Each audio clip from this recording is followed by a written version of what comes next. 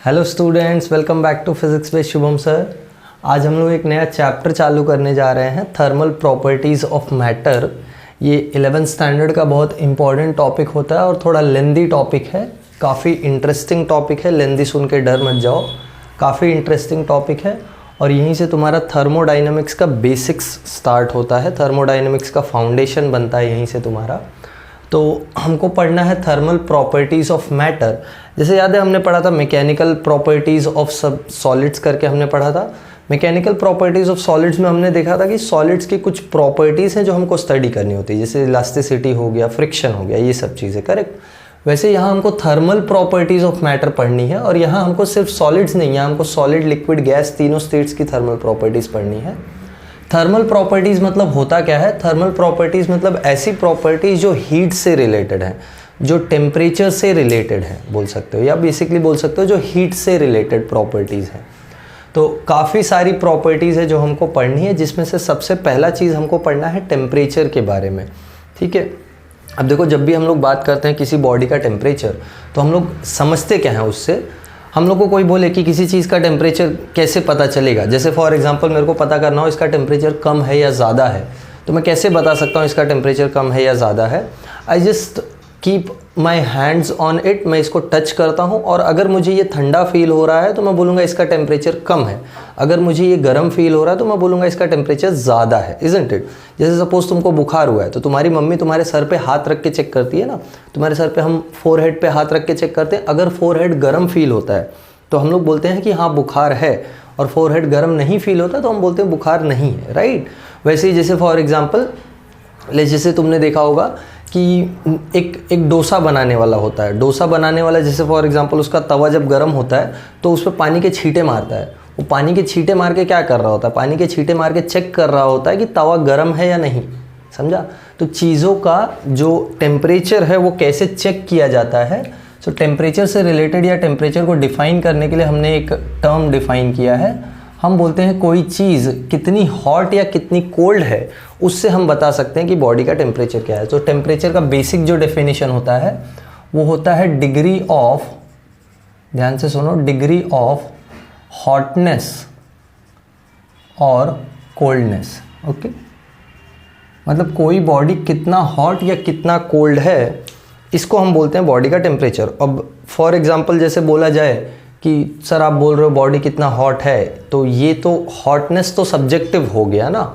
Body मतलब hotness subjective होने का मतलब क्या है? सब्जेक्टिव होने का मतलब ये है कि किसी इंसान का हाथ ऑलरेडी गर्म रहे और उसको तुम फोरहेड पे हाथ रख के चेक करने को बोलो तो उसको नहीं समझेगा कि बुखार है, उसको नहीं समझेगा कि बुखार है। या इसको ऐसे समझ लो, जैसे फॉर एग्जांपल तुमने गर्म पानी में हाथ डाल के रखा है, जैसे तुमने ऑलरेडी गर्म पानी में हाथ डाल के रखा है, थोड़ा ल्यूक वार्म वाटर में, मिड वार्म वाटर बोलते हैं जिसको, जैसे फॉर एग्जांपल जो नहाने के लिए पानी यूज़ करते हो तुम, उतना गर्म पानी, उतने गर्म पानी में तुमने हाथ डाल के रखा है। और फिर जब तुम नॉर्मल पानी को हाथ लगाओ, जैसे सपोज़ मैं एक एग्जाम्पल ले लेता हूँ, जैसे यहाँ पानी जो है, ये पानी, ये बकेट में जो तुमने गर्म पानी लिया था, नहाने वाला गर्म पानी, सपोज़ ये गर्म पानी था 35 डिग्री सेल्सियस पे। ठीक है, फाइन। यहाँ एक दूसरा बकेट रखा हुआ है जिसमें जो पानी है वो 32 डिग्री सेल्सियस पे है। ध्यान से समझो, अभी एक पर्सन है जिसका हाथ नॉर्मल रूम टेम्परेचर पे है, या जो रूम टेम्परेचर पे है नॉर्मल, इसका जो टेम्परेचर होता है, रूम टेम्परेचर का मैं वैल्यू ले लेता हूँ, जैसे 27 डिग्री सेल्सियस। ठीक है। अब ये पर्सन जब इस बकेट में हाथ डालेगा 32 वाले में, तो इसको फील होगा कि ये जो बकेट है, इसका जो पानी है, ये थोड़ा तो गर्म है, क्योंकि इसका खुद का टेम्परेचर 27 है, ये 32 डिग्री वाले में हाथ डाल रहा है, तो इसको समझ में आएगा कि हाँ पानी थोड़ा गर्म है। अब देखो, यहाँ जो पर्सन नहा के आ रहा है, ये पर्सन का टेम्परेचर 35 हुआ होगा, क्योंकि ये 35 डिग्री सेल्सियस के पानी से नहा के आया है। अब ये 35 डिग्री सेल्सियस के पानी से नहा के आएगा या इसमें हाथ डाल के आएगा, और फिर इसमें हाथ डालेगा तो इसको ये वाला पानी ठंडा फील होगा। समझा क्या बोला? अगर ये पर्सन 35 डिग्री सेल्सियस के पानी में हाथ डाल के रखता है और फिर अपना हाथ निकाल के 32 वाले में डाले, तो उसको 32 वाला पानी ठंडा फील होगा, वैरज इसको 32 वाला पानी गर्म फील हो रहा है। एक ही पानी गर्म और ठंडा कैसे हो सकता है? तो ये जो हॉटनेस और कोल्डनेस है, ये रिलेटिव टर्म्स है। ये रिलेटिव टर्म्स है। किसी भी चीज़ का एब्सोल्यूट हॉटनेस या एब्सोल्यूट कोल्डनेस नहीं डिफाइन किया जा सकता। हम हमेशा रिलेटिव हॉटनेस या रिलेटिव कोल्डनेस बताते हैं। रिलेटिव हॉटनेस, रिलेटिव कोल्डनेस का मतलब क्या है कि ये चीज़ इस चीज़ के कंपैरिजन में हॉट है, ये चीज़ इस चीज़ के कंपैरिजन में कोल्ड है। समझ में आई बात? जैसे फॉर एग्जांपल रूम टेम्परेचर के लिए आइस कोल्ड है ना। सपोज 0 डिग्री पे तुमने जो आइस दिया है, जैसे 5 डिग्री 6 डिग्री पे जो पानी है, 6 डिग्री पे पानी है, या चलो तुमको इसको मैं ठंडी का एग्जांपल देके बताता हूँ। अभी आजकल थोड़ी ठंडी पड़ रही है, तुम मुंबई में रहते हो, तुम्हारा जो एवरेज टेम्परेचर रहने का जैसे वो 25-26 ऐसा टेम्परेचर है एवरेज, तो तुम्हारे लिए अगर टेम्परेचर गिर जाए, ठंडी पड़ जाए, सपोज 17-18 डिग्री सेल्सियस या 16 डिग्री सेल्सियस, तुम बोलोगे बहुत ठंडी है।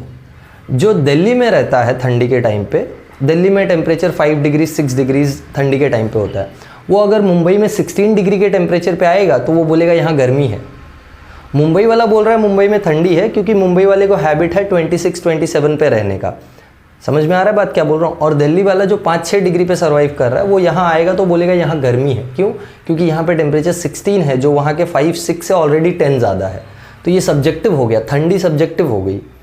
यहाँ वालों के लिए ये चीज़ ठंडी है, या यहाँ वालों के लिए एटमॉस्फेयर ठंडा हो गया है, वहाँ वालों के लिए यहाँ का एटमॉस्फेयर गर्म है। So this is what I mean by relative hotness और रिलेटिव कोल्डनेस। चीज़ें हमेशा रिलेटेबल में डिफाइन कर पाते हैं हम लोग कि ये चीज़ हाँ इसके कंपैरिजन में हॉट है। जैसे फॉर एग्जांपल जब हम बोलते हैं कोई चीज़ ठंडी या कोई चीज़ गर्म है, तो हम कैसे बता पाते हैं कोई चीज़ ठंडी या गर्म? हम ऐसे बता पाते हैं, अगर वो चीज़ हमारे बॉडी के कंपैरिजन में ठंडी हो तो हम बोलते हैं हाँ चीज़ ठंडी है। अगर वो चीज़ हमारे बॉडी के कंपैरिजन में गर्म हो तो हम बोलते हैं हमारा ये चीज़ गर्म है। जैसे इस पर्सन ने 35 डिग्रीज पे हाथ डाल के रखा था, तो इसका हाथ जो है वो 35 पे हो गया है, 35 डिग्री सेल्सियस पे। अब ये 32 पे हाथ डालेगा तो 35 के कंपैरिजन में 32 क्या है? कम है, तो इसको ये वाला पानी ठंडा फील होगा। इसका हाथ का टेम्परेचर 27 है, अब ये 32 वाले में हाथ डालेगा तो इसको गर्म फील होगा। समझ में आई बात? एक ही बात बार बार घुमा के इसलिए बोल रहा हूँ क्योंकि तुमको समझ में आ जाए कितने एस्पेक्ट्स हैं इसके, अलग अलग तरीके से तुमको समझ में आना चाहिए ये, समझा? ठीक है, तो ये तो हो गया बेसिक टेम्परेचर का बात। टेम्परेचर जब भी हम लोग किसी चीज़ का हॉटनेस या कोल्डनेस डिफाइन करते हैं, always remember we are always talking about the comparison with our own body. ठीक है। दूसरा एक चीज़ होता है हीट। ध्यान से सुनो, दो चीज़ें हमको डिफाइन करनी है, पहला टेम्परेचर, दूसरा हीट। What is heat? जैसे फॉर एग्जांपल मैं बोलूँ कि ये सपोज एक चाय का कप है, ठीक है, ये चाय का कप यहाँ मैंने रख दिया है और इसमें गर्म चाय है। ओके, काफ़ी गर्म चाय है, जैसे चाय है 100 डिग्री सेल्सियस पे, उबली हुई चाय या खौलती हुई चाय लाके मैंने रख दी है यहाँ पे। ठीक है, 100 डिग्री सेल्सियस पे चाय रखी हुई है। अब ध्यान दो, होगा क्या? होगा ये कि हमको मालूम है सराउंडिंग का जो टेम्परेचर है वो तो 100 नहीं है, सराउंडिंग का टेम्परेचर कम है। सपोज सराउंडिंग का टेम्परेचर 27 डिग्री सेल्सियस है। ठीक है, अब क्या होता है मालूम है? अब धीरे धीरे ये चाय रखे रखे ठंडी हो जाती है। मालूम है ये चीज़? मालूम तो होगा सबको, सब तो चाय पीते हो। चाय जब तुम रख दो एटमॉस्फेयर में या सराउंडिंग में तो ये ठंडी हो जाती है धीरे धीरे। कैसे ठंडी हो गई? समझ लो बात को, कैसे ठंडी हो गई, क्या हो गया? एक एनर्जी होती है जो इस चाय से निकल के सराउंडिंग में चली जाती है, तभी ये चाय कुछ चीज़ लूज कर देता है और कुछ चीज़ एटमॉस्फेयर गेन कर लेता है। मतलब जैसे ये जो चाय है इसमें से एनर्जी निकल जाती है और फिर इसका टेम्परेचर भी धीरे धीरे नीचे आके 27 डिग्री सेल्सियस पे सेटल हो जाता है। इसको बोलते हैं थर्मल इक्विलिब्रियम। ये बहुत इंटरेस्टिंग चीज़ होती है, थर्मोडायनेमिक्स में और डिटेल में पढ़ोगे थर्मल इक्विलिब्रियम। थर्मल इक्विलिब्रियम का मैं तुमको एक आइडिया दे देता हूँ। जैसे अभी मैंने वो पानी वाला एग्जाम्पल लिया ना, सपोज जैसे यहाँ एक ये बकेट है, इसमें ल्यूकवार्म वाटर ले लिया तुमने, ठीक है, ल्यूकवार्म वाटर ले लिया 35 डिग्री सेल्सियस पे, ठीक है। अब सपोज़ तुम इसमें जाके बैठ गए नहाने के लिए, तो तुम्हारे बॉडी का जो टेम्परेचर है अगर वो पहले 27 रहा होगा तो इस पानी में जाके वो भी 35 हो जाएगा। मतलब चीज़ें हमेशा सेम टेम्परेचर पे आने का ट्राई करती हैं। क्या बोला मैंने? चीज़ें हमेशा सेम टेम्परेचर पे आने का ट्राई करती हैं। कौन सी चीज़ें? जो चीज़ें कांटेक्ट में होती हैं। जैसे ये चाय सराउंडिंग के कांटेक्ट में था तो ये चाय सराउंडिंग के टेम्परेचर पे आ गया। तुम पानी के कांटेक्ट में गए तो तुम पानी के टेम्परेचर पे आ गए। समझा क्या बोला? चीज़ें हमेशा टेम्परेचर मेंटेन करने का ट्राई करती हैं, जिसको बोलते हैं थर्मल इक्विलिब्रियम। मतलब जैसे ये पानी अपना टेम्परेचर कम नहीं करना चाहता, ये बॉडी अपना ये पानी अपना टेम्परेचर बढ़ाना नहीं चाहता, ये बॉडी अपना टेम्परेचर कम नहीं करना चाहता। दोनों इस टेम्परेचर पे आके इक्विलिब्रियम में आ गए हैं। वैसे ये चाय जितना टेम्परेचर लूज़ कर सकती थी लूज़ कर चुकी है, अब सराउंडिंग का टेम्परेचर बढ़ नहीं रहा है और चाय का टेम्परेचर कम नहीं हो रहा है, तो यानी दोनों 27 पे आके इक्विलिब्रियम में आ गए। तो ये जो एनर्जी है, जैसे हम लोग कब बता पाते हैं कि कोई चीज़ हॉट या कोल्ड है। एग्जाम्पल के लिए सपोज जैसे मैंने एक आइस क्यूब अपने हाथ में पकड़ा, तो आइस क्यूब मुझे ठंडा फील क्यों होता है? अभी तक तो हम बात कर रहे थे कि ठंडा फील हो रहा है क्योंकि टेम्परेचर डिफरेंस है, या हॉटनेस कोल्डनेस क्योंकि हमारे बॉडी से उसका टेम्परेचर कम है या ज़्यादा है। अब बॉडी के टेम्परेचर से कम या ज़्यादा होने से होता क्या है ऐसा जो हमको वो फील आता है? देखो फील इसलिए आता है, जैसे फॉर एग्जांपल मैं आइस क्यूब अपने हाथ में होल्ड करूँ, एक आइस क्यूब ले लूँ या गर्म चाय का कप ले लूँ, दोनों में मुझे पता चलेगा ना आइस क्यूब ठंडा है, चाय का कप गर्म है। होता क्या है दोनों केसेस में? देखो जब मैं आइस क्यूब पकड़ता हूँ तो आइस क्यूब का टेम्परेचर 0 होने की वजह से मेरे बॉडी टेम्परेचर से बहुत कम है। मेरा बॉडी टेम्परेचर अराउंड 26-27 जो है, और आइस क्यूब का टेम्परेचर जैसे 0 डिग्री सेल्सियस है। तो होता क्या मालूम है? मेरे बॉडी से एनर्जी निकल के जाती है आइस क्यूब में। जैसे यहाँ चाय गर्म थी ना, तो चाय से एनर्जी निकल के गई सराउंडिंग में, वैसे यहाँ मेरा हाथ गर्म है और आइस क्यूब ठंडा है, तो एनर्जी निकल के आइस क्यूब से हाथ से निकल के जा रही है आइस क्यूब में। तो जब एनर्जी मेरे बॉडी से निकलती है ना, जो एनर्जी मेरे बॉडी से निकलती है वो मुझे एक कोल्ड फीलिंग देके जाती है। मेरे हाथों को सेंसेशन होता है कि मेरे हाथ से कुछ निकल रहा है, उसको बोलते हैं कोल्डनेस। और जब वही गर्म चाय मैं हाथ में पकड़ूं तो मुझे धीरे धीरे गर्म लगने लगता है, इसलिए क्योंकि चाय से एनर्जी मेरे हाथ में आ रही है। चाय का टेम्परेचर 100 है, मेरा टेम्परेचर 27 है, तो चाय में से एनर्जी मेरे हाथ में आती है, तो मुझे फील होता है कि एनर्जी मेरे बॉडी के अंदर एंटर हो रही है। उसको हम बोलते हैं हॉटनेस वाला सेंसेशन। जैसे आइस क्यूब रखने पे ठंडा सेंसेशन आता है ना कि एनर्जी लीव कर रही है बॉडी से तो ठंडा हो रहा है। एग्जाम्पल के लिए तुम परफ्यूम का एग्जाम्पल ले लो। जब तुम परफ्यूम मारते हो कहीं पे, जैसे बॉडी पे तुमने परफ्यूम मारा इधर, तो ये प्लेस ठंडा फील होता है। क्यों ठंडा फील होता है मालूम है? ये तुमने पढ़ा होगा, इवेपोरेशन करके चीज़ होती है। तुम जब परफ्यूम यहाँ पे स्प्रे करते हो तो वो स्प्रे के जो मॉलिक्यूल्स होते हैं ना, वो स्प्रे की जो बूंदें होती हैं ना, छोटी छोटी ड्रॉपलेट्स, वो ड्रॉपलेट्स तुम्हारे बॉडी का एनर्जी यूज़ करके इवेपोरेट हो जाती हैं। तो तुम्हारे बॉडी से एनर्जी गया तो तुमको ठंडा फील होता है। तो वो एनर्जी जो जा रहा है ना अपने बॉडी से, हीट है वो। So heat is a form of energy, ध्यान से सुनो, it is a form of energy which flows from high temperature to low temperature. Very important, ये बात याद रखना। हीट ऐसा फॉर्म ऑफ एनर्जी है जो हाई टेम्परेचर से लो टेम्परेचर पे फ्लो करता है। दोनों में फ़र्क समझ लो, टेम्परेचर अलग चीज़ है, हीट अलग चीज़ है। टेम्परेचर मतलब कोई बॉडी तुम्हारे बॉडी के कंपैरिजन में कितना हॉट या कितना कोल्ड है, where as heat is a form of energy that will flow from your body to the other body और from the other body to your body. मतलब इसे आइस क्यूब का एग्जाम्पल लोगे तो तुम्हारे बॉडी से आइस क्यूब में जो एनर्जी फ्लो कर रही है वो, या चाय का एग्जाम्पल लोगे तो चाय से तुम्हारे बॉडी के अंदर जो एनर्जी फ्लो कर रही है वो। इतना समझ में आया? बोलो, ये समझ में आया? ठीक है। अब टेम्परेचर को हम और अच्छे तरीके से डिफाइन करेंगे और टेम्परेचर को मेजर करना सीखेंगे। ध्यान से सुन लो, हीट का मेजरमेंट थोड़ा बाद में आएगा चैप्टर में, कॉल्ड एज कैलोरीमेट्री। अभी फ़िलहाल हम मेजरमेंट करेंगे टेम्परेचर का। अच्छा, टेम्परेचर का यूनिट ये सब मैं बता देता हूँ तुमको। टेम्परेचर का यूनिट तो तुमको मालूम है, डिग्री सेल्सियस में डिफाइन मेजर करते हैं। फिलहाल उसके यूनिट्स पे बाद में आते हैं, different scales are there, but let me just, ठीक है फाइन। पहले चैप्टर में तुमने देखा था ना, इसका यूनिट केल्विन था। भी हम लोग सीखेंगे केल्विन क्यों होता है। मैं हीट का यूनिट बता देता हूँ। हीट के लिए ऐसा यूनिट होता है, हीट के लिए ऐसा unit is, since it is energy ना, एनर्जी है तो ऐसा यूनिट होता है जूल, ठीक है। और CGS यूनिट होता है, CGS यूनिट होता है अर्ग। कन्वर्जन फैक्टर याद रखना, 1 जूल इज 10⁻⁷ अर्ग, ठीक है, वेरी इंपॉर्टेंट। 1 जूल इज 10⁻⁷ अर्ग। दूसरा चीज़ और एक यूनिट होता है इसका कैलोरी। कैलोरी इज 4.184 जूल, या लूजली हम लोग लिखते हैं 1 कैलोरी इज 4.2 जूल्स, ये भी लिखते हैं क्योंकि नियरली दोनों सेम ही है। तो डिपेंडिंग ऑन द यूज़ या डिपेंडिंग ऑन द रिक्वायरमेंट हम लोग कौन सा चीज़ यूज़ करेंगे ये तुमको दिया होगा क्वेश्चन में, ठीक है। क्वेश्चन में कभी कभी 1 कैलोरी का वैल्यू इतना दे देता है, कभी कभी 1 कैलोरी का वैल्यू इतना देता है। ये सारी चीज़ें, कैलोरी भी एक यूज़ होने वाली यूनिट है। कैलोरी इज़ बेसिकली बोल सकते हैं हाउस होल्ड यूनिट।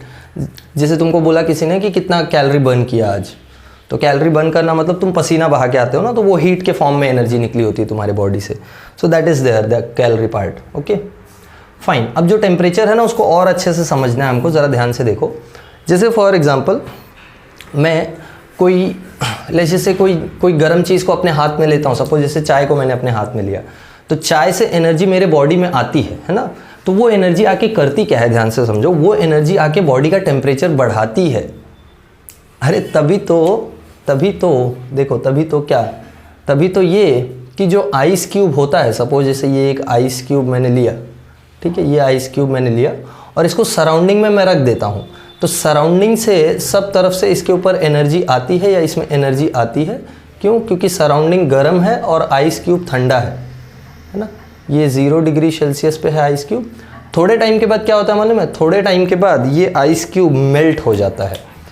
किसी के घर में ऐसा आइस क्यूब है जो मेल्ट नहीं होता है तो बताओ मेरे को, दे दो। आइस क्यूब धीरे धीरे टाइम के साथ क्या हो जाता है, ये मेल्ट हो जाता है। क्यों मेल्ट हो गया ज़रा समझो। मेल्ट इसलिए हो गया क्योंकि इसको जो एनर्जी मिली उसके वजह से इसका स्टेट चेंज हो गया। आइस क्यूब को जो एनर्जी मिली हीट के फॉर्म में, उसके वजह से इसका स्टेट चेंज हो गया। तो जब भी कोई सॉलिड को हम हीट देते हैं, हीट दिया ना, यहाँ पे सराउंडिंग से हीट आया, ध्यान से समझ लो, सराउंडिंग से heat is a form of energy which flows from high temperature to low temperature.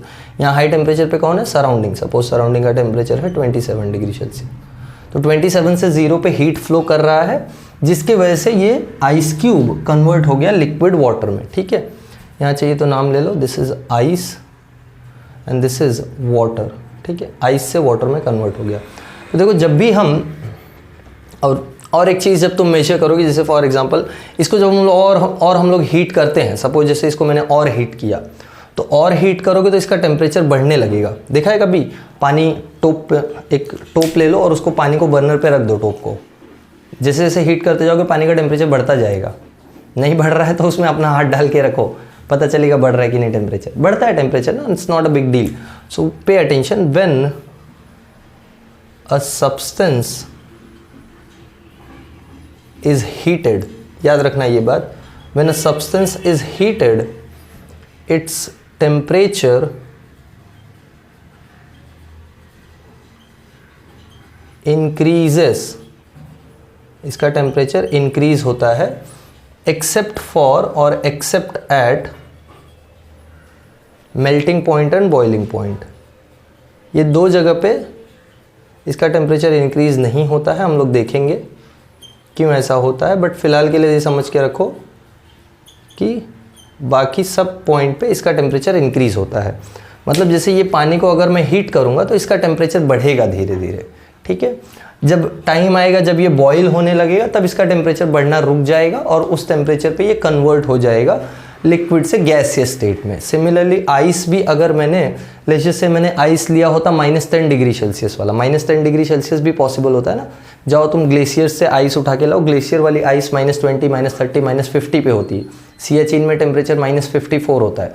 तो -50 वाली जो आइस उठा के लाओगे उसको जब तुम हीट करोगे तो इतने जल्दी मेल्ट नहीं होने वाली है, वो इतने जल्दी वाटर नहीं बनेगी वो। क्यों? क्योंकि जो आइस से वाटर बनने का प्रोसेस है वो 0 डिग्री पे होता है। आइस का मेल्टिंग पॉइंट 0 डिग्री सेल्सियस है। तो तुम अगर -50 वाली आइस उठा के लाओगे ना तो उसको हीट करते जब तक उसका टेम्परेचर -50 से 0 नहीं आएगा तब तक वो मेल्ट नहीं होगा। तो वहाँ भी टेम्परेचर बढ़ेगा accept eight melting point and boiling point. तो मेल्टिंग पॉइंट पे टेम्परेचर नहीं बढ़ेगा, ठीक है। तो टेम्परेचर को कैसे समझेंगे हम लोग? समझो जैसे जब मैंने हीट दिया तो हीट देने से बॉडी का टेम्परेचर बढ़ा। तो ऐसा क्या हुआ है, बॉडी का टेम्परेचर क्यों बढ़ा है, या टेम्परेचर बॉडी में क्या चीज़ इंडिकेट कर रहा है, ज़रा समझो।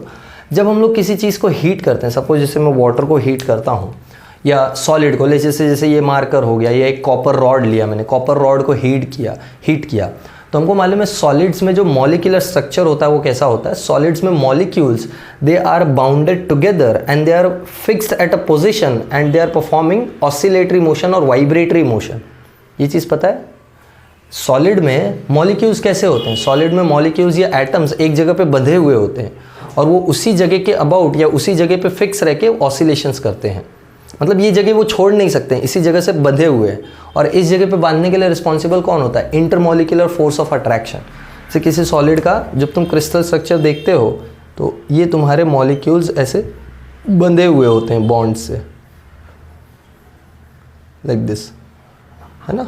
मालूम है कि नहीं? ये चीज़ बेसिक क्रिस्टल स्ट्रक्चर का बात कर रहा हूँ। ऐसे मॉलिक्यूल्स बंधे हुए होते हैं बॉन्ड से, और जब ये मॉलिक्यूल्स को तुम देखते हो तो ये मॉलिक्यूल्स इसी मीन पोजीशन के अबाउट ऐसे आगे पीछे वाइब्रेट कर रहे होते हैं। यानी इन मॉलिक्यूल्स के पास काइनेटिक एनर्जी होती है because of which they are vibrating, and since they are bounded to each other, इसकी वजह से उनके पास पोटेंशियल एनर्जी होती है। जिसको पोटेंशियल एनर्जी नहीं समझता है ना कहाँ से आता है, बस इतना याद रखो, जहाँ अट्रैक्टिव या रिपल्सिव फोर्स होता है वहाँ पोटेंशियल एनर्जी होती है। बस सिंपल इतना बेसिक याद रख लो, जहाँ अट्रैक्टिव या रिपल्सिव फोर्स होता है वहाँ पोटेंशियल एनर्जी होती है। जैसे ग्रेविटी अट्रैक्टिव फोर्स है तो पोटेंशियल एनर्जी ग्रेविटी की होती है। इलेक्ट्रोस्टैटिक्स अट्रैक्टिव रिपल्सिव फोर्स है तो वहाँ इलेक्ट्रोस्टैटिक की पोटेंशियल एनर्जी होती है। मैग्नेटिज्म में नॉर्थ पोल साउथ पोल ये सब अट्रैक्टिव रिपल्सिव प्रॉपर्टीज शो करते हैं, फोर्सेस शो करते हैं, तो यहाँ भी पोटेंशियल एनर्जी की प्रॉपर्टी होती है। फाइन। तो यहाँ भी बॉन्ड्स के वजह से अट्रैक्शन है, या बोल सकते हो दो मॉलिक्यूल्स या एटम्स के बीच में अट्रैक्शन की वजह से पोटेंशियल एनर्जी है। तो जब हम इसको हीट करते हैं ना, देखो क्या होता है, when heat is given, heat के वजह से हमको मालूम है ये मॉलिक्यूल्स फास्ट वाइब्रेट करने लगते हैं विद अ लार्जर एम्पलीट्यूड। मतलब धीरे धीरे इनका जो वाइब्रेशन का डिस्टेंस है या एम्पलीट्यूड है वो बढ़ जाता है। वाइब्रेशन का एम्पलीट्यूड मतलब समझता है कितना मैक्सिमम डिस्टेंस एक साइड में जा रहे थे, उसी को एम्पलीट्यूड बोलते हैं। एम्पलीट्यूड यानी maximum displacement on either side of the main position. ये पिछले चैप्टर में वेव्स में बहुत अच्छे से समझाया है मैंने, तो अगर नहीं पता है तो थोड़ा एम्पलीट्यूड के बारे में समझ के आओ। कोई ये सब परेशानी का बात नहीं भी पता होगा तो कोई दिक्कत नहीं है, बस समझो कि इनका एम्पलीट्यूड बढ़ जाता है। तो जब एम्पलीट्यूड बढ़ता है तो ये मॉलिक्यूल्स अब ज़्यादा मूव कर रहे हैं, यानी इनकी काइनेटिक एनर्जी बढ़ गई, इनकी काइनेटिक एनर्जी बढ़ गई। तो जब तुमने हीट दिया तो इनकी काइनेटिक एनर्जी बढ़ी, और हमको मालूम है हीट देने पे क्या बढ़ रहा है? टेम्परेचर बढ़ रहा है, क्योंकि ये तो हमने ऑब्जर्व किया है ना, ये तो फैक्ट है। पानी को गर्म करते हैं तो पानी का टेम्परेचर बढ़ता है, नहीं बढ़ रहा तो उसमें थर्मोमीटर डाल के रखो और गर्म करो, देखो अपने आप बढ़ेगा उसका टेम्परेचर। तो पानी का टेम्परेचर तो बढ़ता है हीट देने पे। और यहाँ हम लोग देख रहे हैं कि मॉलिक्यूल्स का जो वाइब्रेशन है उसका काइनेटिक एनर्जी बढ़ रहा है। तो एक्चुअल में जो टेम्परेचर है ना वो काइनेटिक एनर्जी का मेजरमेंट है। किसी सब्सटेंस में मॉलिक्यूल्स की जितनी काइनेटिक एनर्जी होती है ना वो उसके टेम्परेचर को रिप्रेजेंट करती है, वो उसके टेम्परेचर को रिप्रेजेंट करती है। किसी बॉडी का टेम्परेचर ज़्यादा तो उसके मॉलिक्यूल्स का काइनेटिक एनर्जी ज़्यादा। समझा? किसी भी चीज़ का टेम्परेचर ज़्यादा मतलब उसके मॉलिक्यूल्स का काइनेटिक एनर्जी ज़्यादा। जैसे फॉर एग्जांपल वाटर जो 20 डिग्रीज पे एग्जिस्ट कर रहा है और आइस जो 0 या 0 से नीचे एग्जिस्ट कर रही है, दोनों में टेम्परेचर डिफरेंस तो है ना। ये 20 डिग्रीज पे यानी इसका टेम्परेचर ज़्यादा है, ये 0 पे यानी इसका टेम्परेचर कम है। तो ये सॉलिड में इसलिए क्योंकि इसके मॉलिक्यूल्स कम वाइब्रेट कर रहे हैं, कम एम्पलीट्यूड से। ये लिक्विड में इसलिए क्योंकि इसके मॉलिक्यूल्स फ्रीली मूव कर रहे हैं with in the boundary of the liquid. तो जितना ज़्यादा टेम्परेचर उतना ज़्यादा मॉलिक्यूल्स का काइनेटिक एनर्जी, ये बात समझ लो। जितना ज़्यादा टेम्परेचर उतना ज़्यादा मॉलिक्यूल्स या एटम्स का काइनेटिक एनर्जी। और जब एटम्स ज़्यादा देर तक मूव करते हैं या ज़्यादा डिस्टेंस तक मूव करते हैं तो उनकी काइनेटिक एनर्जी बढ़ती है। सो temperature is nothing but, pay attention, temperature is a measure of average kinetic energy of the molecules of the substance। समझ में नहीं आ रहा है क्या ये लिखा हुआ? ज़्यादा कर्सिव तो नहीं हो गया है? Average kinetic energy of the molecules of the substance. इसीलिए तुम जब देखते हो तुम मुझे एक बात बताओ, स्टीम, वाटर का जो वेपर होता है, वाटर स्टीम या स्टीम जो होता है, उसका ज़्यादा टेम्परेचर होगा या वाटर का ज़्यादा टेम्परेचर होगा? सिंपल सा लॉजिक है, स्टीम का ज़्यादा टेम्परेचर होगा, क्योंकि तुमको मालूम है वाटर को बॉईल करके स्टीम बनाते हैं हम लोग, है ना। तो स्टीम 100 डिग्री के ऊपर मिलता है हमको, 100 डिग्रीज पे स्टीम में कन्वर्जन होता है और उसके बाद स्टीम का टेम्परेचर बढ़ता है। तो हमको मालूम है स्टीम 100 डिग्रीज या 100 डिग्रीज के ऊपर एग्जिस्ट कर रहा है, वेयर एज वाटर 100 डिग्रीज से नीचे एग्जिस्ट कर रहा है, यानी वाटर का टेम्परेचर स्टीम के टेम्परेचर से कम है। तो अगर तुम देखो तो स्टीम का स्टेट गैसियस है ना, वाटर का स्टेट लिक्विड है, तो स्टीम का स्टेट गैसियस होने का मतलब उसके मॉलिक्यूल ज़्यादा फ्री हैं, ज़्यादा मूव कर रहे हैं, यानी उसके मॉलिक्यूल्स का काइनेटिक एनर्जी ज़्यादा है। तो किसी चीज़ का टेम्परेचर बढ़ना मतलब उसके मॉलिक्यूल्स का काइनेटिक एनर्जी बढ़ना, यानी kinetic energy is a major और basically kinetic energy is something that indicates temperature. किसी मॉलिक्यूल का काइनेटिक एनर्जी जितना ज़्यादा, उस सब्सटेंस का टेम्परेचर उतना ज़्यादा। तो किसी सब्सटेंस का टेम्परेचर मेजर करना मतलब उसके मॉलिक्यूल्स का एवरेज काइनेटिक एनर्जी मेजर करना। बात समझ में आई? जब भी हम किसी सब्सटेंस का टेम्परेचर मेजर करते हैं, हम उसके मॉलिक्यूल्स का एवरेज काइनेटिक एनर्जी मेजर कर रहे होते हैं। ठीक है, समझ में आ गया? चलो बढ़िया। अब हम लोग देखते हैं टेम्परेचर मेजर करने के लिए बहुत सारे स्केल्स हैं। कौन कौन से स्केल्स में हम मेजर करते हैं? जैसे तुमने देखा होगा डिग्री सेल्सियस में मेजर करते हैं, केल्विन में मेजर करते हैं, फ़ारेनहाइट में मेजर करते हैं। सुना है कि नहीं ये सब स्केल? फ़ारेनहाइट तो हम लोग यहाँ नहीं यूज़ करते हैं, बट बाहर हमेशा सब जगह फ़ारेनहाइट ही यूज़ होता है। जैसे यूएस वगैरह में टेम्परेचर फ़ारेनहाइट में ही नोट डाउन किया जाता है। उनके रेफ्रिजरेटर्स भी फ़ारेनहाइट में होते हैं, जैसे अपने रेफ्रिजरेटर डिग्री सेल्सियस में होते हैं, क्योंकि हम डिग्री सेल्सियस में बात करते हैं ना। अरे तुम डॉक्टर के पास जाओ या थर्मोमीटर तुम्हारे घर में है तो तुम थर्मोमीटर यूज़ करो तो तुमको थर्मोमीटर टेम्परेचर डिग्री सेल्सियस में देता है, मालूम है कि नहीं? किसी के पास डिजिटल है तो उसमें थर्मोमीटर दोनों टेम्परेचर देगा, कोई बड़ी बात नहीं है। अभी तो बहुत यूनिवर्सल हो गया ये चीज़। बट जब तुम थर्मोमीटर यूज़ करते हो, जैसे वो नॉर्मल वाला थर्मोमीटर आता है ना, जो मर्क्यूरी थर्मोमीटर, उसको जब तुम यूज़ करते हो तो तुमको टेम्परेचर डिग्री सेल्सियस में ही देता है वो, क्योंकि उस पर डिग्री सेल्सियस में स्केल्स बने होते हैं। वैसे जब तुम यूएस में टेम्परेचर स्केल यूज़ करोगे या मर्क्यूरी थर्मोमीटर यूज़ करोगे तो वहाँ तुमको फ़ारेनहाइट में मिलेगा, क्योंकि वहाँ जो स्केल बनाते हैं वो फ़ारेनहाइट में ही बनाते हैं। So we are going to talk about the scales और द टेम्परेचर स्केल्स। देखो जो टेम्परेचर मेजरमेंट है ना, वो कैसे करते हैं? उसके लिए मेजरमेंट के लिए हम थर्मल इक्विलिब्रियम पार्ट यूज़ करते हैं। जब भी कोई दो बॉडी आपस में हीट एक्सचेंज बंद कर देते हैं या जब उनका टेम्परेचर सेम हो जाता है, देखो हीट कब फ्लो करता है? When the two bodies have difference in temperature ना, ये बात याद रखना। हीट हमेशा हाई टेम्परेचर से लो टेम्परेचर पे फ्लो करेगा। अब मेरे दोनों हाथों का टेम्परेचर सेम है, मैं दोनों हाथ आपस में पकड़ूँ तो दोनों में से हीट ट्रांसफ़र होगा क्या? नहीं। इसीलिए मेरे को दोनों हाथ ना तो हॉट फील होते हैं ना तो cold.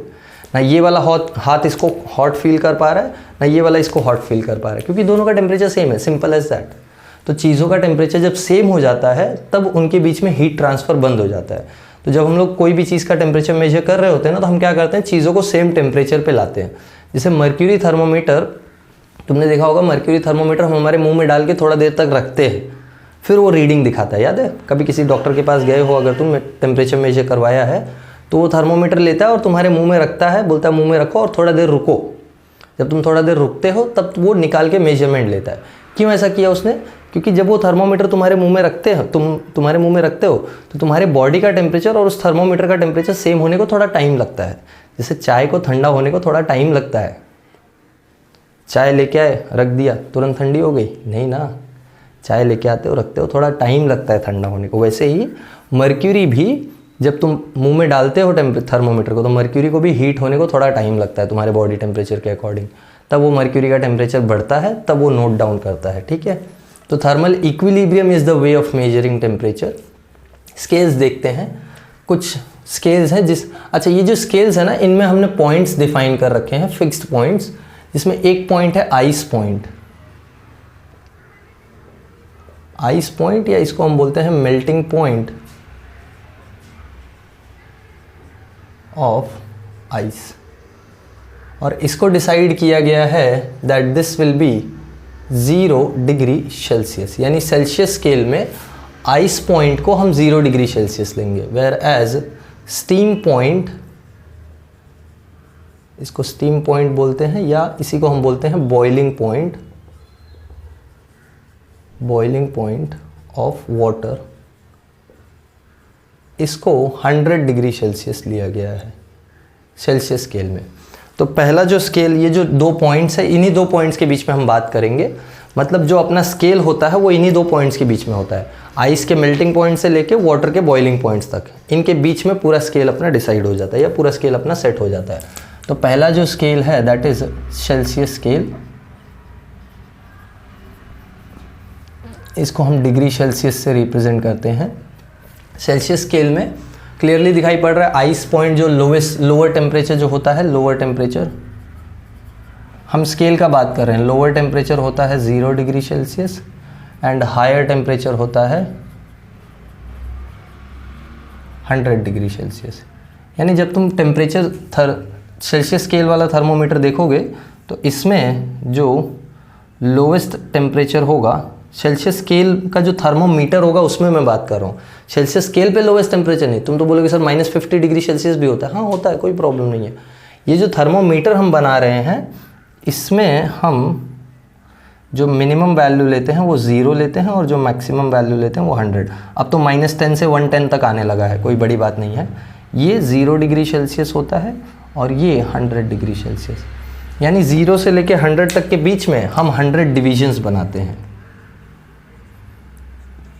There are 100 divisions, each division indicating 1 degree Celsius. एक डिवीजन 1 डिग्री सेल्सियस इंडिकेट करता है, यानी जब ये थर्मोमीटर में 1 डिग्री राइज होता है या एक डिवीजन ऊपर जाता है, मतलब टेम्परेचर 1 डिग्री राइज हो गया। दूसरा होता है फ़ारेनहाइट स्केल।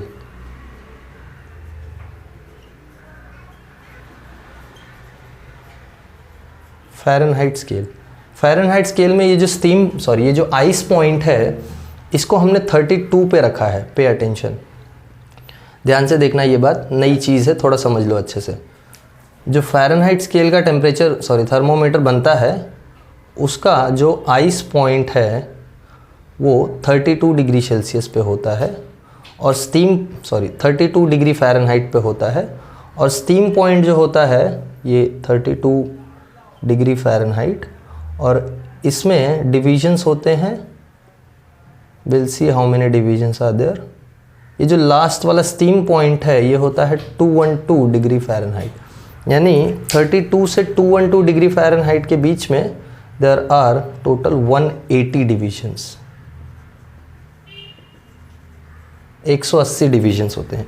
यानी जब डिग्री सेल्सियस वाला 0 से 100 जाता है तो फ़ारेनहाइट वाला 32 से 212 फ़ारेनहाइट जाता है। याद रखो ये बात, क्या बोल रहा हूँ। तुम्हारा आइस पॉइंट अभी भी यही है, आइस पॉइंट यहाँ भी देखो, यहाँ 32 डिग्री फ़ारेनहाइट पे हो क्या रहा है, समझ लो बात को।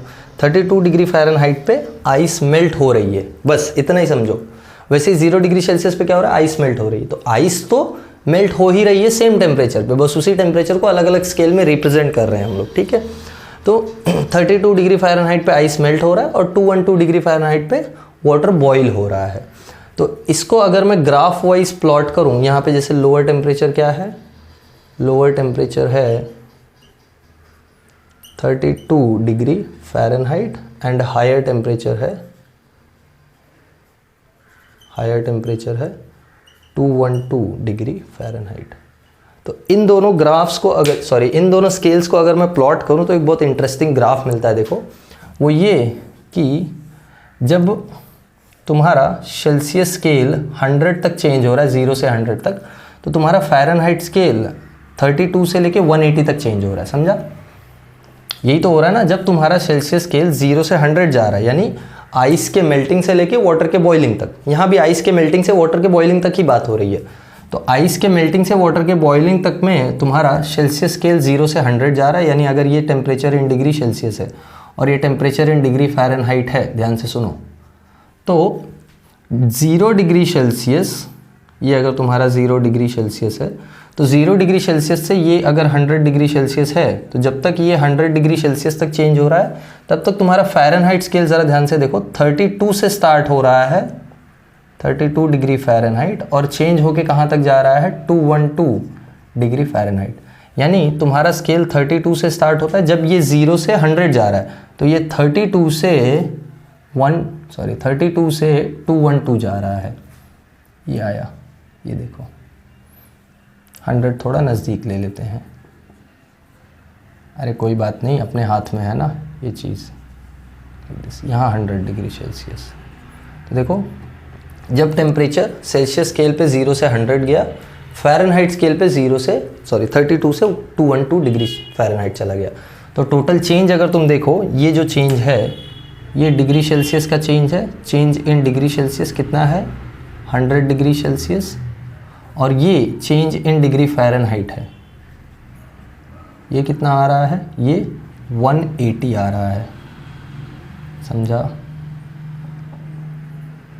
180 का चेंज होता है फ़ारेनहाइट में और 100 का चेंज होता है डिग्री सेल्सियस में। बस एक बात याद रखो, डिग्री सेल्सियस में टोटल 100 डिविजन्स हैं 0 से 100 के बीच में, और फ़ारेनहाइट स्केल में टोटल 180 डिविजन्स है। यानी अगर यहाँ से एक रिलेशन निकाला जाए तो ये रिलेशन याद रखना, यहीं से क्वेश्चन सॉल्व होंगे, बहुत इंपॉर्टेंट है, ध्यान से देखो। Relation is temperature in degree Fahrenheit -32 upon 180 is equals to temperature in degree Celsius upon 100।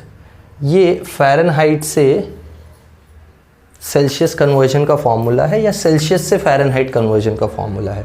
कोई भी एक टेम्परेचर उठा के चेक कर लो। जैसे फॉर एग्जांपल तुमको बोला कि किसी का बॉडी टेम्परेचर 37 डिग्री सेल्सियस है, बताओ कितने फ़ारेनहाइट होगा। एग्जांपल यहाँ पे कर लेते हैं।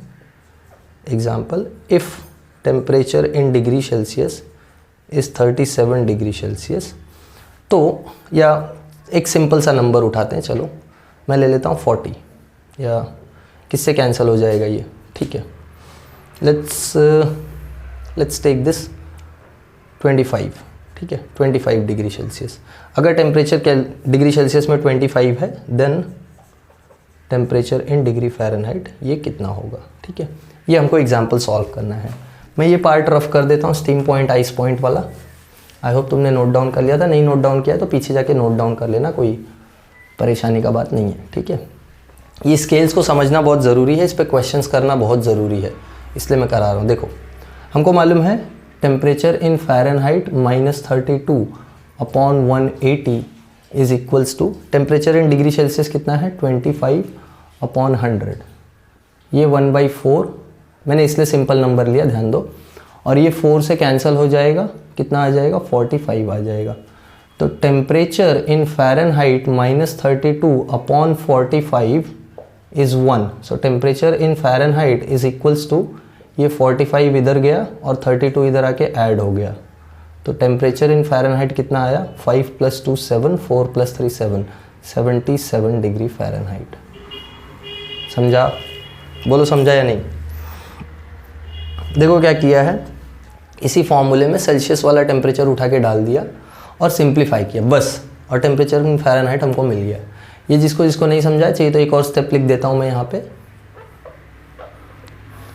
सो temperature in Fahrenheit -32 is equals to 45। यहाँ से टेम्परेचर इन फ़ारेनहाइट हो गया 45 + 32, ठीक है। तो ये सिंप्लीफाई करके हमको 77 डिग्री सेल्सियस मिलता है। आई होप तुमको ये चीज़ समझ में आया होगा। तो टेम्परेचर अगर तुमको डिग्री सेल्सियस में दिया है और फ़ारेनहाइट में पूछा है, so this is how you can convert it.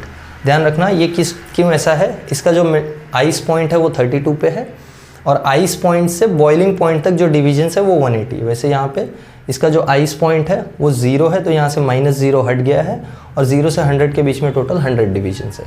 तो ऐसे ये फॉर्मूला बनता है। और एक फॉर्मूला होता है, ये फॉर्मूला बहुत इंपॉर्टेंट है, ध्यान से देखो। Change in degree Fahrenheit is equals to 9/5 times change in degree Celsius.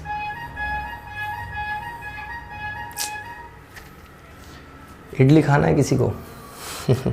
देखो, डिग्री फ़ारेनहाइट स्केल में जो चेंज होता है वो 9/5 टाइम्स डिग्री सेल्सियस में स्केल होता है। मतलब कभी कभी तुमको ऐसे सिंपल क्वेश्चन से 1 मार्क के लिए दे देता है, तुमको बोलता है कि डिग्री सेल्सियस स्केल पे जो टेम्परेचर का चेंज है वो 5 डिग्रीज से हुआ, तो बताओ फ़ारेनहाइट स्केल पे कितने से चेंज हुआ होगा। तो ये फॉर्मूला तुम यूज़ करोगे, 9/5 टाइम्स 5, 5 कैंसल, 9 डिग्री फ़ारेनहाइट। तो जब डिग्री सेल्सियस स्केल पे 5 डिग्री से टेम्परेचर बढ़ेगा तो फ़ारेनहाइट स्केल पे 9 डिग्री फ़ारेनहाइट बढ़ेगा। अरे इसको 180 डिवीजन्स कवर करने हैं ना, उतने ही स्केल में, उतने ही टेम्परेचर डिफरेंस में इसको हम 180 डिवीजन्स कवर करने हैं, और इसको 100 ही डिवीजन्स कवर करने हैं। तो इसके 5 डिवीजन्स बढ़े तो फ़ारेनहाइट में 9 डिवीजन्स बढ़ेंगे। समझा बात को? समझा बात समझ में आया या नहीं? ठीक है, चलो। सो टेम्परेचर इन डिग्री फ़ारेनहाइट का चेंज भी हमने देख लिया है, बहुत इंपॉर्टेंट होता है, ये याद रखना फॉर्मूला। फ़ारेनहाइट का चेंज अगर निकालना है तो 9/5 टाइम्स डिग्री सेल्सियस का चेंज। ठीक है, चलो ये तो हो गया दो बहुत important scales, degree Celsius scale and Fahrenheit scale. अब हम लोग करने जा रहे हैं the one that we all want to understand. Understand मतलब जो हमको ज़रूरी समझना है, जो थर्मोडाइनमिक्स के लिए काम आएगा, दैट इज़ केल्विन स्केल। हमको केल्विन स्केल समझना है, पर केल्विन स्केल समझने के लिए हमको आइडियल गैस का बिहेवियर समझना है थोड़ा सा, और आइडियल गैस के बिहेवियर के लिए हमको आइडियल गैस का इक्वेशन समझना है। किसी को परेशानी हो रही है, बेहोशी हो रही है आइडियल गैस वैस सुन के, तो परेशान ना हो, कोई बड़ी बात नहीं है, बहुत सिंपल चीज़ें हैं, और इतना अभी डिफ़िकल्ट पार्ट स्टार्ट भी नहीं हुआ है, तुम डरो भी मत, डिफ़िकल्ट पार्ट है भी नहीं। और क्या बोलूँ तुमको, इतना डर जाते हो तुम लोग फिज़िक्स से कि भाग जाते हो पढ़ने से पहले ही। अरे पहले पढ़ो तो तब इजी होगा ना, ये बिना पढ़े कैसे इजी हो जाएगा बताओ, सिंपल सा लॉजिक सोचो, बिना पढ़े कैसे इजी हो जाएगा। केल्विन स्केल के बारे में बात करना है हमको, ध्यान दो। केल्विन स्केल के बारे में बात करने के लिए हम आइडियल गैस के बारे में थोड़ा बात करेंगे। देखो, आइडियल गैस बिहेवियर। देखो, आइडियल गैस का जो बिहेवियर है उसको डिस्क्राइब करने के लिए काफ़ी सारे लॉज हैं। जैसे तीन बहुत इंपॉर्टेंट लॉज होते हैं, which are Charles law, Boyle's law and Gay-Lussac's law. ये तीनों हम लोग पढ़ते हैं, ज़रा ध्यान से देखो। पहला जो बिहेवियर है, first one is given by Boyle's law. What is Boyle's law? सबको मालूम है बॉयल्स लॉ क्या होता है। बॉयल्स लॉ होता है at constant temperature pressure of an ideal gas, basically I'll just write the whole statement. Pressure is inversely proportional to, जिसको नहीं पता ये यहीं पे अच्छे से नोट डाउन कर लो, Boyle's law, inversely proportional to volume. तो अगर किसी बॉडी का टेम्परेचर किसी गैस का टेम्परेचर कांस्टेंट रखा है तो उसका pressure inversely proportional to volume हो जाएगा, यानी P is inversely proportional to volume. यहीं से समझ लो हम आइडियल गैस इक्वेशन भी डिराइव कर लेंगे, कोई नई बात नहीं है। देखो ध्यान से, दूसरा होता है Charles law. Charles law says that at constant pressure,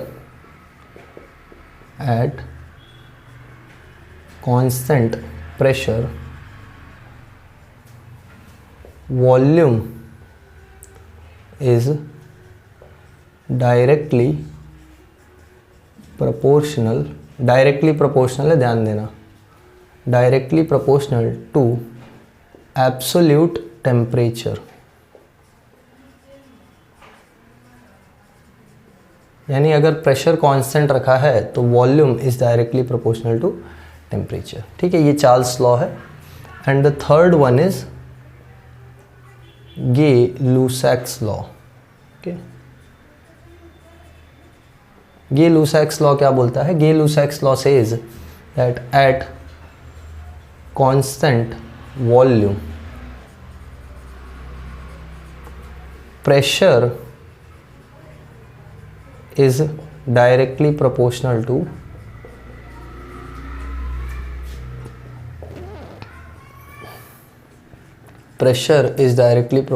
to temperature या absolute temperature। हम लोग absolute लिखेंगे, pressure is directly proportional to absolute temperature, यानी P is directly proportional to temperature। बहुत ध्यान से देखना ये सब चीज़। चलो यहीं से मैं आइडियल गैस इक्वेशन बना देता हूँ, फिर हम आगे जाते हैं टू डिराइव द फॉर्मूला। देखो, हमको मालूम है pressure directly proportional to temperature है, pressure inversely proportional to volume है, यानी हम लोग अगर इसको कंबाइन करें तो हमको क्या मिल जाएगा? Pressure being directly proportional to temperature upon volume. ठीक है, या हमको मिल जाएगा P V being directly proportional to temperature. Okay, अब पी वी अगर डायरेक्टली प्रोपोर्शनल टू टेम्परेचर है तो यहाँ से प्रोपोर्शनैलिटी हटाओगे तो तुमको मिलेगा P V is equals to R T. ये एक फॉर्म आ गया है, आइडियल गैस इक्वेशन का होता है। ये सब चीज़ 1 मोल के लिए अगर डिफाइंड है, so for n moles for n moles PV is equals to nRT। इसको बोलते हैं ideal gas equation.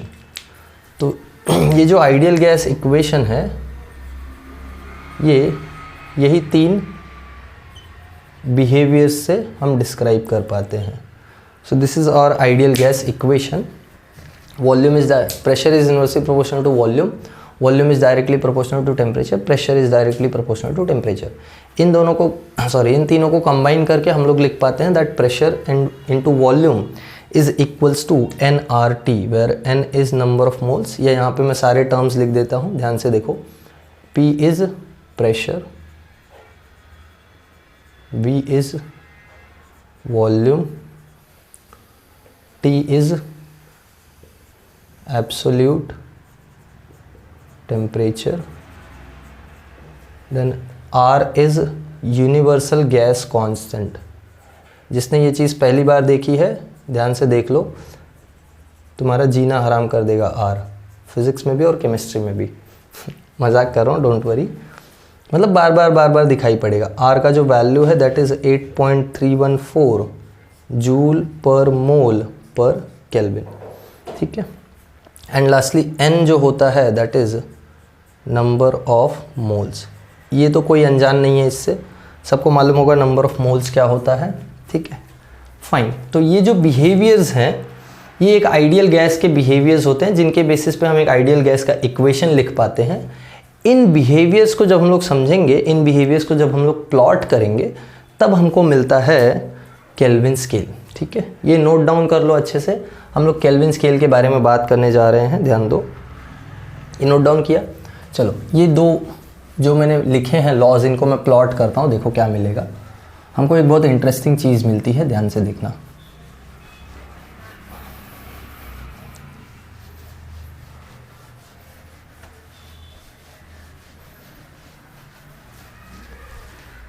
Pay attention.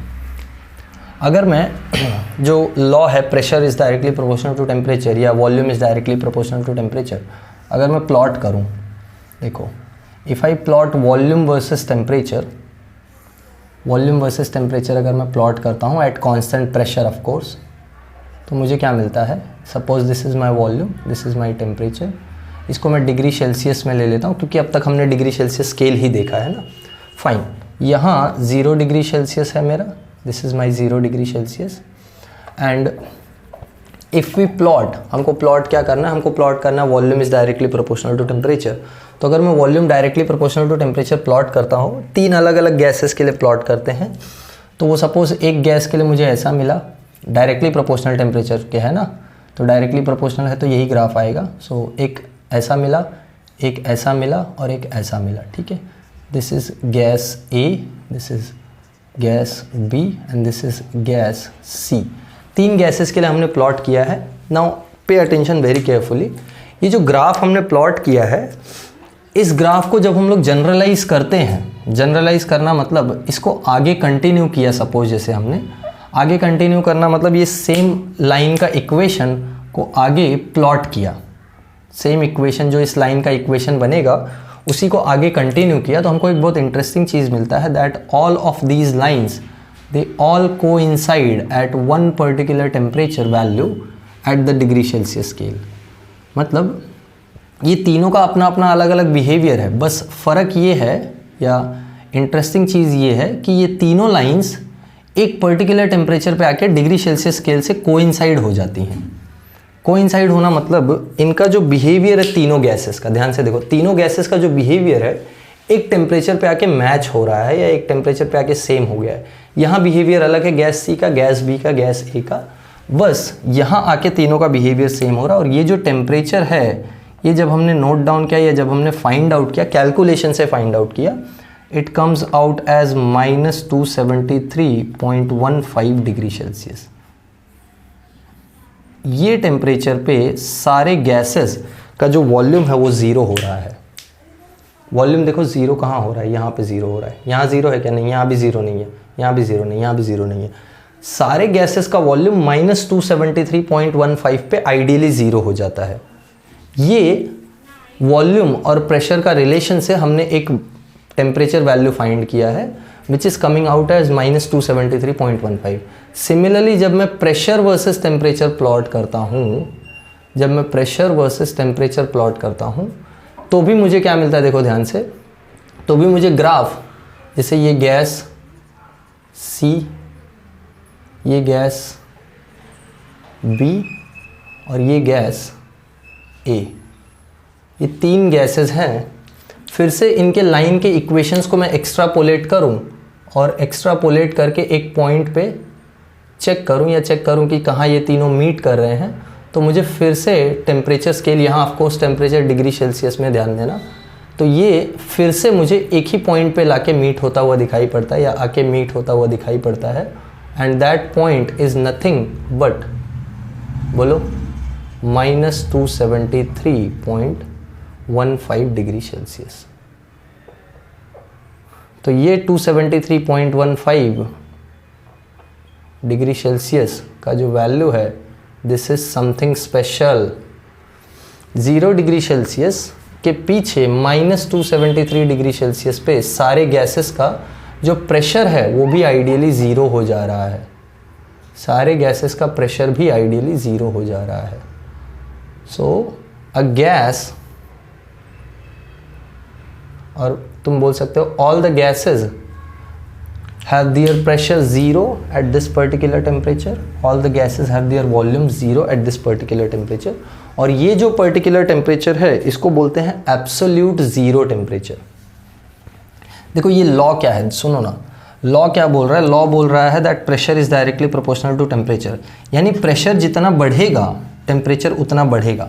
तो इसका उल्टा भी तो ट्रू है ना, प्रेशर जितना कम होगा या टेम्परेचर जितना कम होगा प्रेशर उतना कम होगा। तो हमने टेम्परेचर को कम किया और कम करते करते चेक करने गए तो हमको दिखाई पड़ा कि जब टेम्परेचर -273.15 हो रहा है ना, तब जाके गैस का प्रेशर 0 हो रहा है। लॉ क्या बोल रहा है, देखो ये हमने क्या प्लॉट किया, हमने प्लॉट किया V is directly proportional to temperature, ये हमने प्लॉट किया है P is directly proportional to temperature. ठीक है, ये गे-लुसाक्स लॉ, ये चार्ल्स लॉ, दोनों हमने प्लॉट किया है। हमको क्या दिखाई पड़ रहा है, हमको दिखाई पड़ रहा है कि ये जो दोनों प्लॉट्स हैं they are indicating that pressure 0 हो सकता है, वॉल्यूम 0 हो सकता है एट अ पर्टिकुलर टेम्परेचर, और वो दोनों ही 0 हो रहे हैं इस टेम्परेचर पे आके। सो ये जो टेम्परेचर होता है ना, the temperature at which volume and pressure of all gases become 0 is called the absolute zero temperature। ध्यान देना, इसको absolute zero temperature या absolute zero बोलते हैं। and this absolute zero, इसको हम बोलते हैं 0 kelvin. this temperature is called 0 kelvin. ये केल्विन स्केल है, जहाँ 0 केल्विन का मतलब होता है -273.15 डिग्री सेल्सियस, यानी 0 केल्विन इज -273.15 डिग्री सेल्सियस। ध्यान से समझो, तो अगर मैं 1 डिग्री सेल्सियस निकालना चाहूँ तो 1 डिग्री सेल्सियस क्या हो जाएगा, 1 degree Celsius will be 1 degree Celsius, या 0 डिग्री सेल्सियस निकालना है अगर समझो अपने को, हम समझो अपने को 0 डिग्री सेल्सियस निकालना है, तो 0 डिग्री सेल्सियस लाने के लिए इसमें 273.15 ऐड करना पड़ेगा ना। जब तुम दोनों तरफ 273.15 ऐड करोगे तो तुमको क्या मिलेगा, 0 डिग्री सेल्सियस। 0 डिग्री सेल्सियस हो जाएगा 273.15 केल्विन। ये 0 डिग्री सेल्सियस का वैल्यू है।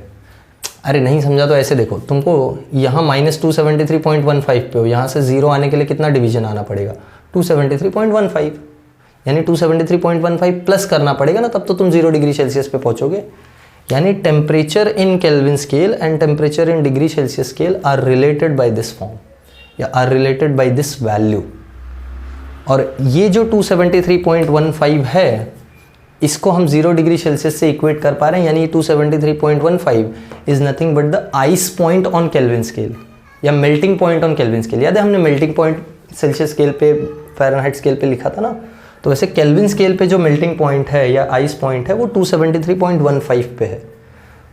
और जो बॉइलिंग पॉइंट होता है, या अगर ज़रा तुम ध्यान से देखो, ध्यान से समझो क्या हो रहा है यहाँ पे। जब तुम -1 डिग्री सेल्सियस पे जाओगे, -1 डिग्री सेल्सियस मतलब इससे एक पीछे, यानी 272.15, यानी जब तुम डिग्री सेल्सियस स्केल पे एक डिवीजन का चेंज कर रहे हो तो केल्विन पे भी एक डिवीजन का ही चेंज आ रहा है।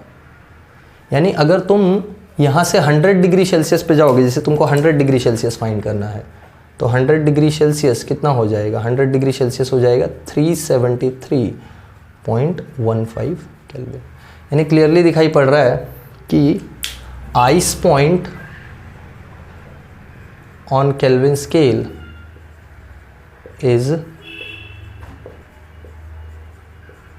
is what 273.15 and boiling point या steam point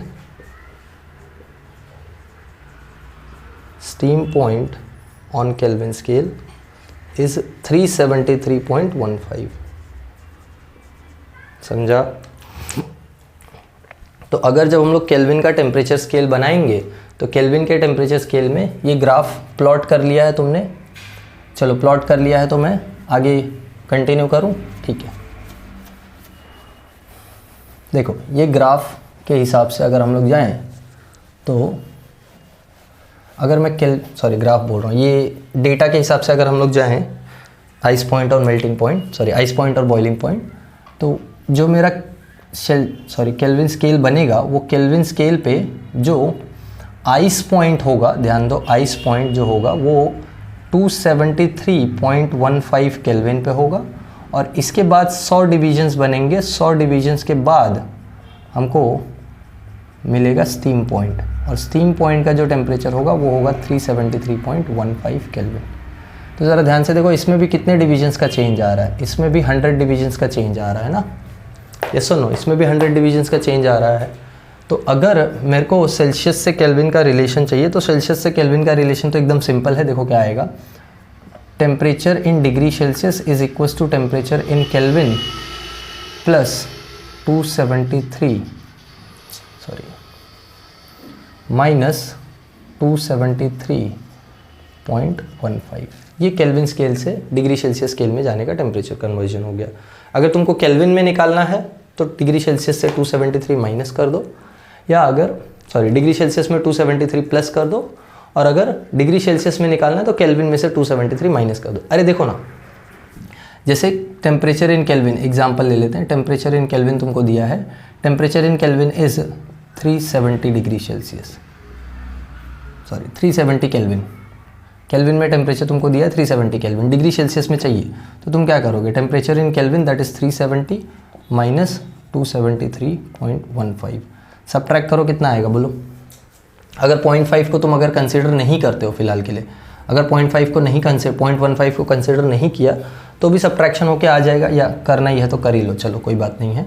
0.00 सबट्रैक्ट करो, 10 माइनस 5 5, कितना बचा यहाँ पे 9, 9 माइनस 1 8, 0.85 यहाँ बचा 9, 9 माइनस 3 6, देन इधर कितना बच जाएगा यहाँ पे 6, 16 माइनस 7 9, तो 96.85 डिग्री सेल्सियस। समझा? ये 2 माइनस 2 0 हो गया ना, so 96.85 degree Celsius is the temperature. So ऐसे तुम लोग केल्विन और सेल्सियस स्केल में कन्वर्जन कर सकते हो, या सेल्सियस स्केल से केल्विन में कन्वर्जन कर सकते हो। तो ओवरऑल मैं तीनों का कन्वर्जन एक साथ लिखा के दे रहा हूँ तुमको, देख लेना और बहुत अच्छे से इसको नोट डाउन करना। तीनों स्केल्स का जो कन्वर्जन है देखो कैसा होता है।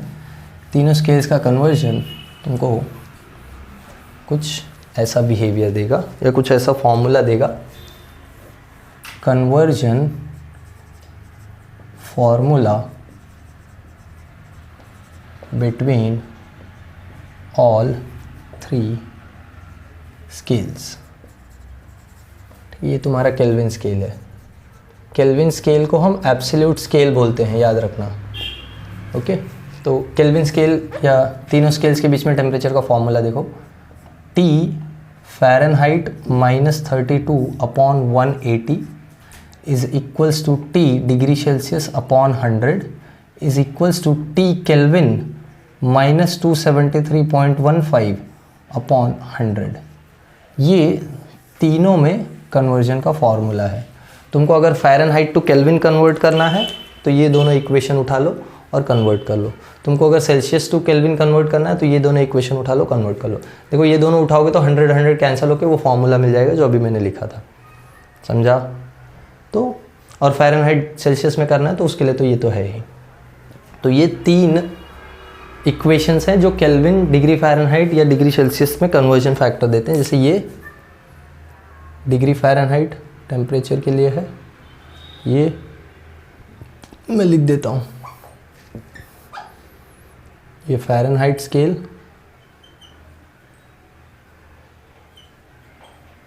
ये Celsius scale and this is kelvin scale. तीनों स्केल्स में टेम्परेचर कन्वर्ट करना तुमको आना चाहिए। कहीं भी किसी भी टेम्परेचर में, किसी भी वैल्यू में टेम्परेचर दिया हुआ हो सकता है। तुमको बोल देगा टेम्परेचर इतना केल्विन है, बताओ कितने फ़ारेनहाइट होगा। यूज़ करो ये और ये रिलेशन और फाइंड आउट कर लो। तुमको बोल दिया इतना डिग्री सेल्सियस है, कितना फ़ारेनहाइट होगा, तो यूज़ करो ये दोनों, समझा? तुमको बोल दिया इतना डिग्री सेल्सियस है, कितना केल्विन होगा, तो यूज़ करो ये दोनों। Is that clear? So this is how you can use this formula to find the temperature values in different scales based on the formula. Okay? तो ये सारे पार्ट्स जो हमने आज कवर किए हैं ये सब इंट्रोडक्टरी पार्ट हैं जिसमें हमने टेम्परेचर और हीट को बहुत अच्छे से समझा। स्पेशली टेम्परेचर के रिलेटेड हमने सारा कुछ किया है, आइडियल गैस इक्वेशन किया है और टेम्परेचर का बिहेवियर देखा है कि कैसे एक पर्टिकुलर टेम्परेचर पे सारे गैसेस का प्रेशर और वॉल्यूम ज़ीरो होता है। ये चीज़ रियली पॉसिबल नहीं है, किसी भी गैस का प्रेशर ज़ीरो किया ही नहीं जा सकता है क्योंकि उसके मॉलिक्यूल्स मूव करते ही हैं। या किसी भी गैस का वॉल्यूम ज़ीरो नहीं हो सकता। तुम वॉल्यूम को कितना भी छोटा करो या मॉलिक्यूल्स को कितना भी नज़दीक लाओ, कुछ तो वॉल्यूम होगा ही ना, तो वॉल्यूम आइडियली ज़ीरो नहीं होता है। इसीलिए मैंने बोला ये कैलकुलेशन से आया हुआ वैल्यू है, ये फिज़िकली अचीव्ड वैल्यू नहीं है। फिज़िकली हम ये चीज़ अचीव भी नहीं कर पाते हैं, जो हम लोग अपने लैबोरेटरीज़ में अचीव कर पाते हैं वो बहुत क्लोज टू एब्सोल्यूट ज़ीरो होता है, मतलब बहुत क्लोज टू -273.15 होता है, बट 273.15 नहीं होता है। हम कभी ज़ीरो केल्विन अचीव नहीं कर पाते हैं, हमने कभी ज़ीरो केल्विन देखा भी नहीं है। देखा मतलब हमने कभी ऑब्जर्व नहीं किया है नेचर में कहीं पे भी। हाँ, स्पेस का टेम्परेचर एक्सट्रीमली लो है, 2.7 केल्विन। 2.7 केल्विन मतलब समझ रहा है क्या? 2.7 केल्विन मतलब it is very very low, almost near to zero Kelvin. तो काफ़ी नीचे तक टेम्परेचर हम लोग देखते हैं। ब्लैक होल्स का टेम्परेचर 0.0000000 समथिंग केल्विन होता है, तो ब्लैक होल्स का टेम्परेचर इतना कम भी हो सकता है। तो हम टेम्परेचर्स देखते हैं जो ऑलमोस्ट ज़ीरो के पास होते हैं बट कभी ज़ीरो पे नहीं होते हैं, कभी ज़ीरो केल्विन हमने देखा नहीं है। ठीक है, तो ये एक मिस्ट्री है अभी भी अपने लिए। Will see later in the physics, धीरे धीरे आगे देखेंगे, कोई परेशानी की बात नहीं। अभी फ़िलहाल तुमको जितना काम के लिए है एग्ज़ाम के लिए वो ये सब फॉर्मूलाज हैं जिससे तुमको कन्वर्जन करके एग्ज़ाम में सॉल्व करना है। ठीक है, so will stop it here for the day. कुछ डाउट रहेगा तो मुझे बताओ कमेंट्स में, समझ में आया है तो भी मुझे बताओ, and I will see you all in next video. Bye everyone, have a good day.